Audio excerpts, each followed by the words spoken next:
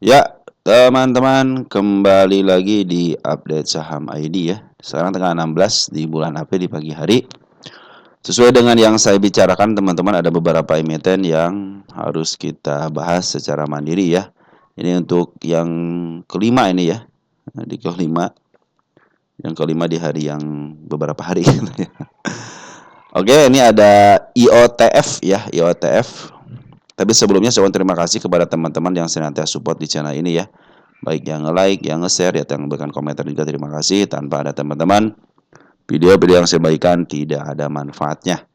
Baik teman-teman yang telah memberikan support yang juga terima kasih. Yang mudah-mudahan support yang teman-teman dikalikan 10 kali lipat dan dikembalikan lagi kepada teman-teman. Yang telah mendoakan saya juga terima kasih. Doa teman-teman dikabulkan dan saya dalam keadaan sehat walafiat bersama keluarga. Saya pun berdoa semoga teman-teman dalam keadaan sehat walafiat bersama keluarga.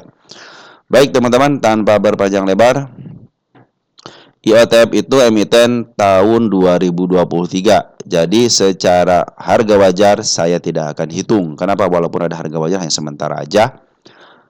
Tahun minimal 3 tahun deh teman-teman. Kalau nggak 2 tahun deh. Minimal 2 tahun aja masih saya bilang itu adalah harga wajar sementara teman-teman ya. Ini tahun 2023 bulan Oktober 2024 berarti hanya jangka waktu 1 tahun.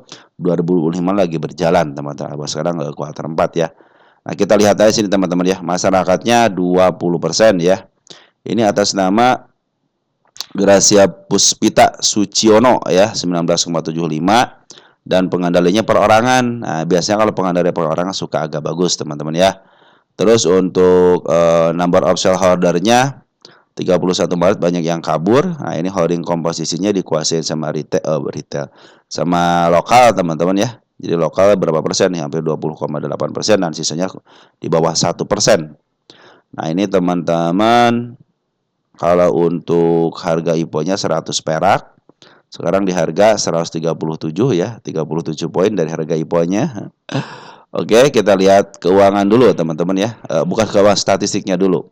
Dia rajin bacain, sering melaporkan istilahnya sering melaporkan LK-nya bagus teman-teman ya, walaupun negatif tapi nggak jadi masalah, bagus. Nih pertama perhatikan PE rasionya 2225.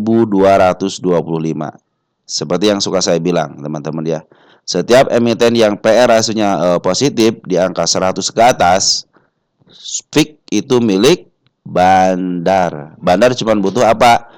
Setiap kuarternya lu laporin deh gitu kan, lu jangan sampai telat. Nah, kalau harga saham tenang, saya nguasain. Nah, seperti itulah teman-teman ya. Itu sebetulnya teman-teman. Jadi ini kalau untuk di harga wajarnya belum saya hitung ya, karena apa? Ini baru 1 tahun. Nah, secara kalau pengen tahu teman-teman perhatikan kuartal 4-nya 4 miliar ke rugi 76 juta. Kuartal 3 441 juta rugi ke 235 untung. Bagus kuartal 3-nya. Kuartal 2-nya menurun lagi 233 juta ke 139 juta negatif. Kuartal 1 dari 561 juta ke 306 juta menurun teman-teman ya. Jadi cenderung sebenarnya ini hanya kuartal 3 aja yang membaik. Kita lihat revenue-nya 18 ke 17 menurun, 18 ke 17 menurun, 18 ke 14 menurun, 16 ke 15 pun menurun. Jadi secara LK sebenarnya tidak baik teman-teman ya. Cash 5 miliar, equity 1,156 miliar. Kita lihat TNR-nya berapa? 0,3, masih dalam tahap aman. Hutangnya masih dalam tahap aman, tidak negatif equity, artinya masih aman teman-teman ya.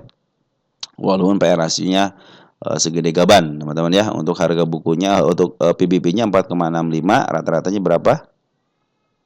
Nah, 911 artinya lagi murah teman-teman ya. Kalau punya harga bandar segini murah lah teman-teman, bisa juga dihitung dari PR rasio kalau bandar juga ya. Ini harga bukunya berapa? 29 perak, ROE-nya 0,21 teman-teman. Seperti itu teman-teman, tidak bagian dividen juga. Nah, itu laporan keuangan teman-teman. Jadi sebenarnya secara revenue kurang baik, secara net income pun kurang baik ya, hanya kuartal 3 aja yang positif. Tetapi kabar baiknya apa? Ini milik bandar, teman, karena PR rasionya 2000 sampai 2000-an gitu kan. Bahkan di PR rasio rata-rata ke 321, artinya posisinya posisi bandar, teman-teman ya.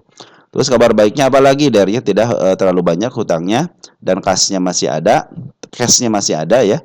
Equity-nya tidak negatif ya. Itu masih aman, teman-teman. LK-nya masih keluar. Ya, itu pandangan saya soal IOTF. Jadi ini teman-teman kalau nanya fundamental, pertama Saya tidak akan bukan merekomendasikan. Saya tidak akan menghitung harga wajar karena masih dalam tahap penyesuaian bandar. Yang kedua, secara equity kurang baik, cuman yang penting melaporkan itu. Secara LK tidak baik, cuman dilaporkan itu bagus, teman-teman ya. Hutangnya yang tidak terlalu besar, cuman 0, berapa tadi? 0,13 kan. Nah, terus cash-nya masih ada, equity-nya masih positif. Dan satu lagi, bandarnya ada di sini 2,2 2.225, PR ratio-nya kan gede banget. Terus untuk PR ratio rata-ratanya di 321. Kalau sekarang murah karena untuk rata-ratanya itu 9,10 ya, 9,10. Di sini cuma 4,65 teman-teman. Artinya murah. Oke, teman-teman ya. Sudah ya bicara equity seperti itu, bicara dengan LK seperti itu. Kita kalau teman-teman perhatikan ini sudah mendapatkan satu siklus set ke bawahin di bawah ke angka 61 terus ke angka ini satu siklus dan sudah melebihi harga tertingginya. Artinya ini milik bandar teman-teman ya. Ini posisinya masih posisi kalau kita lihat untuk 3 tahunan deh. Nah, untuk 3 tahunan masih posisi sedikit agak murah, teman-teman. Nanti mungkin kalau dia akan ngikutin seperti alur cerita sejarahnya, dia akan naik ke level 192 tapi di bawahnya ataupun di atasnya, teman-teman ya nanti akan diturunkan kembali ke harga paling bawahnya kembali. Perhatikan ketika dia punya sejarah seperti itu. Nah, biasanya ngikutin sejarahnya, teman-teman ya. Nah, kalau teman-teman perhatikan di sini si OTF ya. Nah, kita ke lukisan market maker di sini tergambar sudah, teman-teman ya. Semuanya tergambar di sini di lukisan market maker. Target yang saya targetkan tercapai, teman-teman. Bahkan kemarin aja di tanggal 22.01 sudah mulai agak disentuh dan dia sudah menunjukkan jejak kenaikan. Nah, ini tanda-tanda penurunan belum disentuh, biarin aja. Terakhir di tanggal 8 dia ikutan enggak? Oh ya, ikutan dengan si si candle bullish ya. Nah, ini sudah meninggalkan jejak penurunan. Di sini juga teman-teman sama nih dia. Ini tragedinya semuanya hampir sama. Ada gejala penurunan yang 127. Mudah-mudahan koreksinya sampai situ ataupun lebih dikit lah. Yang penting teman-teman ketika dia koreksi agak dalam, lihat MA10-nya menuju kemana. MA10 kalau menuju ke atas, MA20 kalau menuju ke atas, berarti dia masih posisi uptrend. Tetapi kalau sudah mulai berbelok, ya berarti dia mau melanjutkan penurunan sesuai dengan jadwal dia.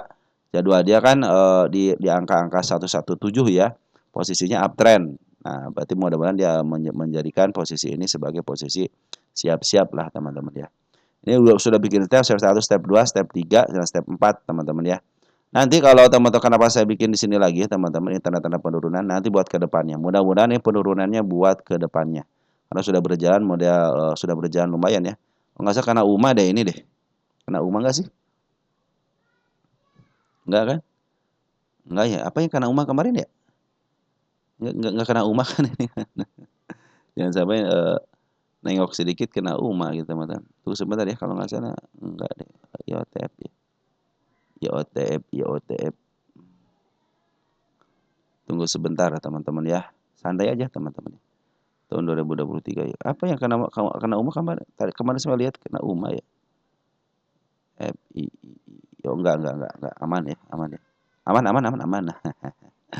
Aman teman-teman ya. Nah, jadi seperti itu teman-teman ya. Jadi ini ada milik bandar. Jadi kalau kita bicara soal bandar-bandaran teman-teman ya. Kita ke tanggal 15. Perhatikan teman-teman nih, volumenya cenderung seperti yang sudah diatur.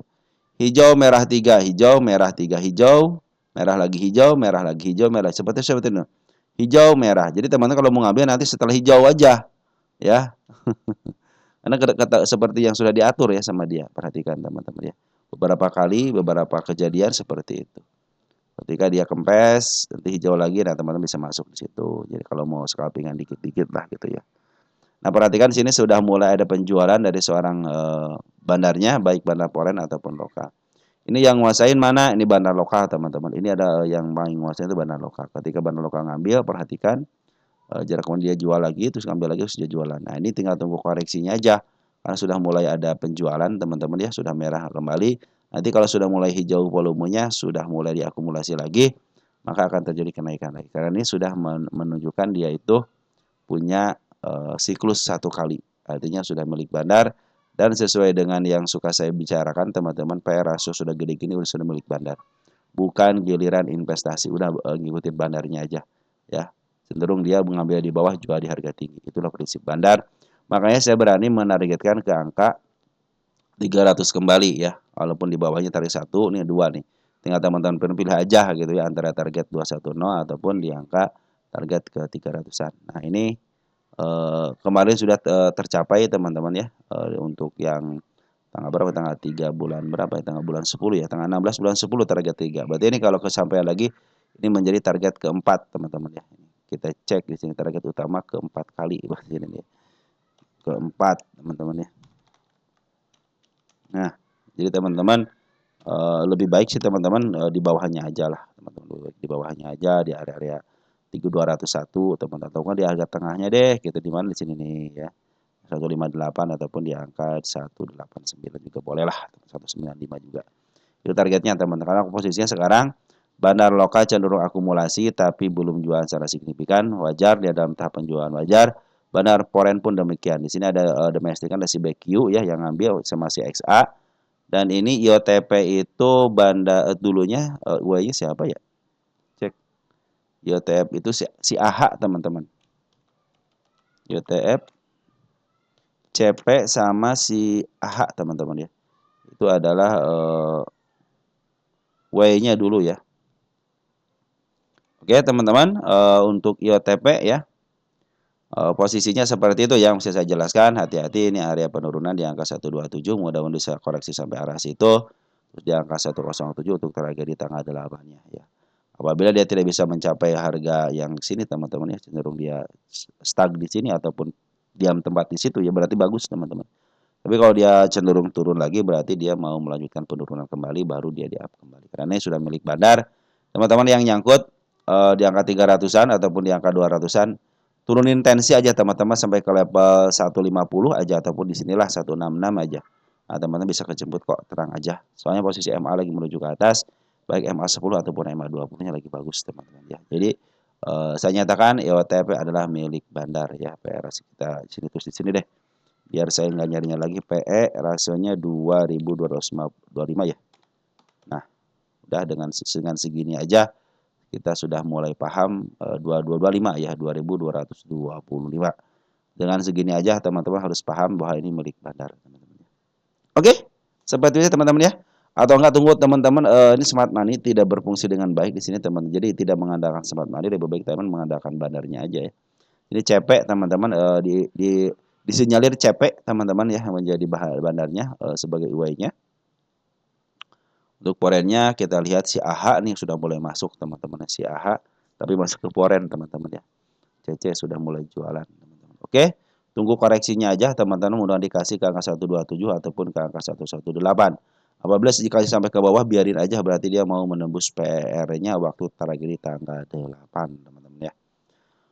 Oke teman-teman, mungkin seperti itu aja untuk IOTF. Mudah-mudahan membantu teman-teman. Salam teruntuk keluarga di rumah dan ciao.